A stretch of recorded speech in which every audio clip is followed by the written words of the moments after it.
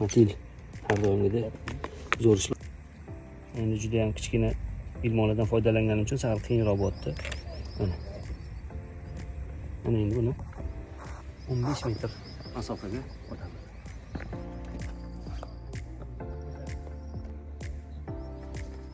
Qarab o'tiramiz, faqat poplovkni shuni eng qiziq joyi shu. Ulug'bek nimaga poplovk yo'nalishiga qiziqasiz deydi.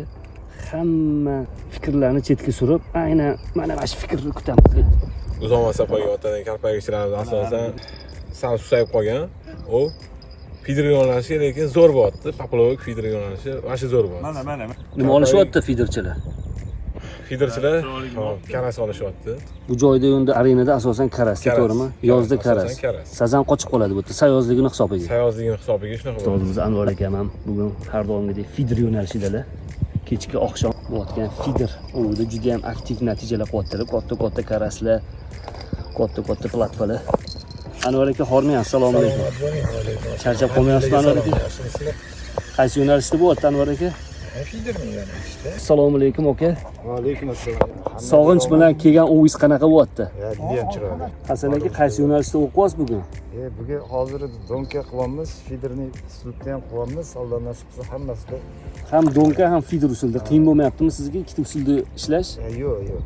Unaqa qiyin bo'layotgani yo'q. Qaysi xo'raydan foydalanyapsiz? Hozir asosan banderol bilan, shvolchin bilan o'zidan keyin bitta qog'oz ham boshqasi ham hammasini tozalab boshqa qilib ketishga juda tarafdorman men. Shu shogird bo'libman, endi o'rganayotganlar bormi? Avvalambor mana shu tozalikka e'tibor berish. Ekologiya, tabiatimizni tozaligiga.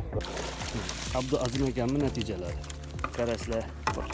Orasida eng kattasi Hasanboy akamizning natijalari yarim kunlik desak ham bo'ladi. Mana ajoyib daraja, asosan karaslik, ancha ko'rinmaydi bunday yaxshi. gap yo'q, o'z bilim turibdi qanchaligi. Uga boraman deganligiga nima qalma olib kelishsan asosan? Nima yaxshi ishladi? Asosan feeder uslubida yana poplovk Shuni olib kelishsa maza qilishadi. Karaslar, bir qarashli karaslar. Feederlarda bugun juda ham aktiv ishladingiz. Maza qildim. Agar xo'p desangiz, natijalaringizni bitta olsak. Mashalloh. Mana Anvar akamning natijalari feeder qalmog'ida. Mana shuncha karas. Albatta har doimgidek kichkinalarni qo'yib yuboradilar taroziga qo'yganimizdan keyin. Aynan shu hududga keladigan baliqchilarimizga nimani tavsiya qilasiz? Nima qalmoqda kelishsin, nima olib kelishsin? Bu yerda bundan buyog'iga yoz bo'yi endi yirik baliq kam bo'ladi. Busi ham kishnik. Oqsilar, sudak, yon baliq bo'lishi mumkin yirik.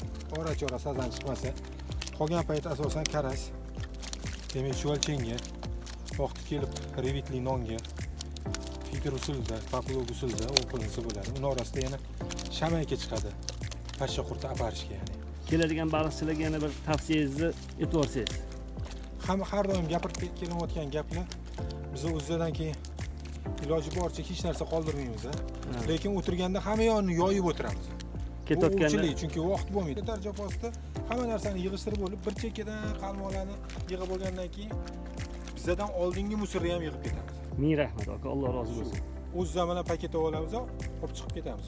Baraka toping Anvar aka, o'g'laringizga barokat. Rahmat aka, Assalomu alaykum aziz qadrdon asrlovchilarni kuzatib boruvchilar. Mana bugungi Sirdaryoda bo'lib o'tgan poplovk yo'nalishidagi umumiy nihoyasiga yetkazdim. Sozgina bo'ldi. Buyligi o'larimda men o'zim va'da berdim. Kerakligini olib qolamiz, bir 5-6 ta. Qolganini hammasini qo'yaveraman degan bir o'zimga shuni maqsad qilib qo'ydim. Faqat bitta poplovk qalmog'ida bo'ldi.